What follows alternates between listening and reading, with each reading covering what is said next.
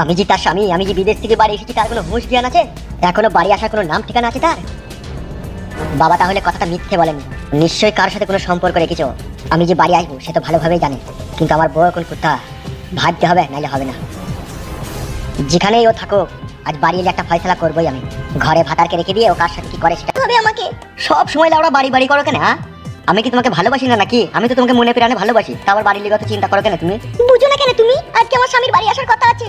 তোমার স্বামীর প্রতি যখন তোমার এতই দরদ, এতই ভালোবাসা, তখন আমাকে কে ভালোবাসতে বলেছিল তোমাকে? কি আর করবো বলো, সবই ভাগ্যের দোষ। কি করবো বলো, স্বামী তো 12 মাসই বিদেশেই থাকে, আর আমি একা মেয়ে মানুষ হয়ে খাটের উপরে একা একা শুয়ে কাত করে সকাল হয়ে যেত। তখনই আমি চিন্তা ভাবনা করলাম, আমার স্বামী তো সারা জীবনটাই বিদেশেই কাটাবে মনে হচ্ছে, তাইলে আমার যখন ভরা যৌবন, এই যৌবনের রস আমি এখন কাকে খাওয়াবো? আমি তো খেয়েছি তোমার ওই যৌবনের রস, তাইলে আবার অত তোমার চিন্তা কিসের? আর আমি খাবো তো, যত তুমি খাবে ততই খাবো। চিন্তা আমার তোমাকে রস খাওয়ানোর জন্য নয় গো। তাহলে কাকে নিয়ে চিন্তা করছো তুমি? চিন্তা করছি আমি আমার শ্বশুরকে নিয়ে। কেন বৈশাখী, শ্বশুরকে নিয়ে তুমি চিন্তা করছো? কি আর বলবো তোমাকে, আমার শ্বশুর আমাকে একদমই দেখতে পারে না।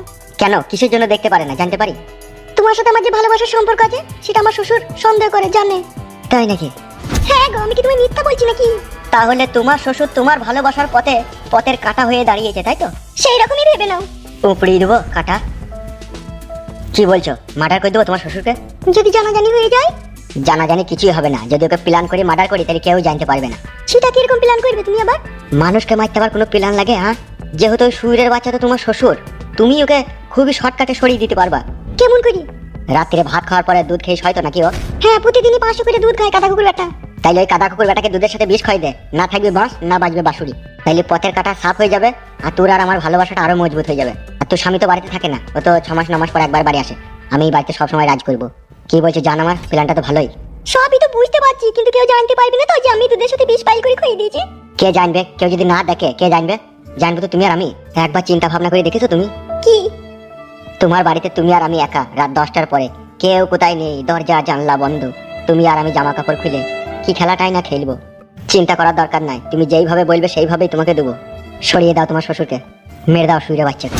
লাস্টটা পোস্টমর্টম করার সময় যদি পুলিশ প্রশাসন জিজ্ঞেস করে কিসের লেগে তোমার শ্বশুর বিষ খেয়েছিল, তখন কি উত্তর দেবো? তখন কি উত্তর দেবে? তখন তুমি পুলিশ প্রশাসনের কাছে বলবে যে আমার শ্বশুর মশাইকে আমি ঘরের ভিতরে উলঙ্গ অবস্থায় একটা মেয়ের সাথে শারীরিক সম্পর্ক করতে দেখে ফেলেছিলাম, সেই জন্য আমার শ্বশুর নিজে নিজে আত্মহত্যা করেছে লজ্জাতে। এত জ্ঞান বুদ্ধি নিয়ে রাত্রে কি করে ঘুমাও তুমি? ঘুম তোমার রাত্রে আসেই না, শুধু ইচ্ছা করে তোমার ব্লাউজের বোতাম খুলে মধু খেতে। এত খেয়ে মন ভরছে না?